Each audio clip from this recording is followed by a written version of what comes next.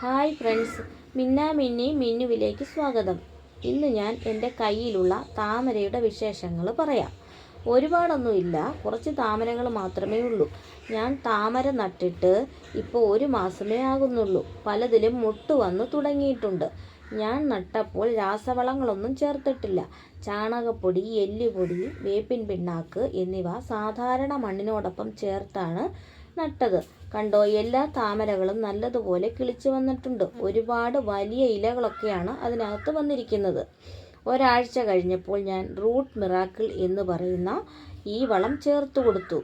അതൊരു കറുത്ത നിറത്തിലെ ഒരു പൊടിയാണ്. അത് ചേർത്തപ്പോൾ ഇലകൾക്കൊക്കെ നല്ല വ്യത്യാസം വന്നിട്ടുണ്ട്. കണ്ടോ, ഈ ഇല നോക്കൂ, എൻ്റെ കൈമുട്ടിൽ നിന്ന് വിരലുകൾ വരെ നീളമുണ്ട്. അത്രയ്ക്ക് വലിയ ഇലകളാണ് ഉണ്ടായിരിക്കുന്നത്. ഈ മൊട്ട് നോക്കൂ, നല്ല ഭംഗിയുള്ള മൊട്ടാണ്. കഴിഞ്ഞ വർഷം വിരിഞ്ഞ ഇതിൻ്റെ ഫോട്ടോ ഞാൻ ഇതിനോടൊപ്പം ചേർക്കാം. ഇലകളെ പോലെ തന്നെ വലിപ്പമുള്ള പൂക്കളുമാണ് ഇതിനകത്തുണ്ടായത്. അന്ന് ഒരുപാട് പൂവുകൾ ഈ താമരയിൽ ഉണ്ടായി.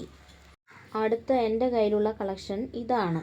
മുട്ടുകൾ വരാൻ തുടങ്ങിയതേ ഉള്ളൂ. ദാണ്ടെ വെള്ളത്തിനടിയിൽ നിന്നും മുളച്ചു വരുന്ന മുട്ടുകൾ കണ്ടോ. ഇതിൻ്റെ ഫോട്ടോ ഇതാണ്. നല്ല ഭംഗിയുള്ള പൂവാണ് ഇതും. അടുത്ത താമര ഏതാണെന്ന് പറയാം. ദാണ്ടെ ഇതാണ്. ഇതിന് മുട്ടുകളൊന്നും വന്നിട്ടില്ല. നല്ല ഭംഗിയുള്ള പൂവാണ് ഇതിലും ഉണ്ടാകുന്നത്. ഇത് കണ്ടോ, ഇതാണ് അതിൻ്റെ പൂവ്. അടുത്ത താമര ഇതാണ്. ഇതിലിപ്പോൾ 2-3 മുട്ടുകൾ വന്നിട്ടുണ്ട്. നല്ല ഉരുണ്ട മുട്ട്, നല്ല ഭംഗിയായി ഇതിൻ്റെ പൂവ് കാണാൻ. നല്ല കളറല്ലേ ഇത്. വിരിയുമ്പോൾ ഒരുപാട് ഇതളുകളോട് കൂടിയ പൂവ് തന്നെയാണ് ഇത്. ഇത് ഒരു കളക്ഷനാണ്. എന്ത് ഭംഗിയാ ഈ മുട്ടുകളൊന്ന് വിരിഞ്ഞാൽ കാണാൻ. കണ്ടോ, ഇതാണ് അതിൻ്റെ പൂവ്. ഇത് അടുത്തത്. ഇതിൻ്റെ പൂവ് പെട്ടെന്ന് വിരിയില്ല, സാവധാനമേ വിരിയുകയുള്ളൂ. ഇതിലിപ്പോൾ 2-3 മുട്ടുകൾ വന്നിട്ടുണ്ട്. ഇത് വേറൊരു സൈസ്. ഇതിൻ്റെ പൂവ് അതാണ്. ഇതിൻ്റെ പൂവെന്ന് പറഞ്ഞാൽ വെള്ള കളറാണ്. ഇതാണ് ഇതിൻ്റെ സ്റ്റാൻഡിങ് ലീഫ്. ഇതിനോടൊപ്പമാണ് മുട്ട് ഉണ്ടായി വരുന്നത്. ഇത് വേറൊരു സൈസാണ്. ഇത് കണ്ടോ, വെള്ളത്തിന് മുകളിലേക്ക് മുട്ട് ഉയർന്നു വരുന്നത്. ഇതാണ് ഇതിൻ്റെ പൂവ്. ഈ താമരയിൽ മുട്ടുകളൊന്നും വന്നിട്ടില്ല. ഇതാണ് അതിൻ്റെ പൂവ്. ഉടനെ തന്നെ മുട്ട് വരാനുള്ള സാധ്യത കാണുന്നുണ്ട്. ഇതാണ് എനിക്ക് ഏറ്റവും ഇഷ്ടപ്പെട്ട താമര. ഇത് കണ്ടോ, ഇതിൻ്റെ പൂവ് കാണാൻ നല്ല ഭംഗിയാണ്. ഇതിന് കൂർത്ത മുട്ടായിട്ടാണ് ഇത് ഉണ്ടായി വരുന്നത്. ഇത് എനിക്ക് ഏറ്റവും ഇഷ്ടപ്പെടാനുള്ള കാരണം ഇതിൽ ഒരുപാട് പൂവുകൾ ഉണ്ടാവും. അടുത്തത് റോസാപ്പൂ പോലെ ഇതളുകളുള്ള ഒരു താമരയാണ്.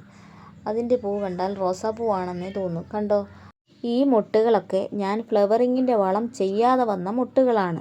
ഈ മുട്ടുകളൊന്നും പോരാ. കഴിഞ്ഞ വർഷം പൂക്കളെ കൊണ്ട് നിറഞ്ഞ താമരകളായിരുന്നു ഇതെല്ലാം.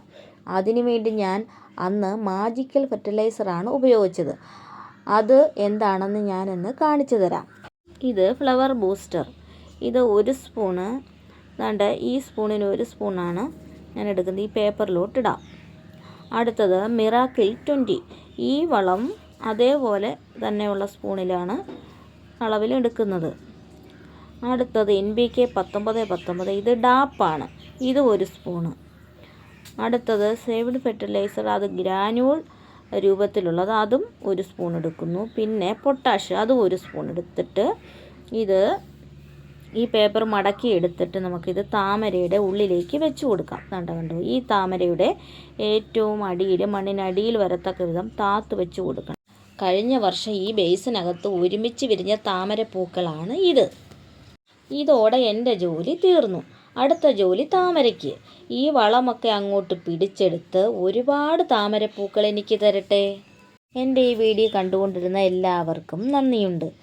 ചെടികൾ ഇഷ്ടപ്പെടുന്ന എല്ലാവർക്കും ഇത് ഷെയർ ചെയ്ത് കൊടുക്കണേ. Thank you.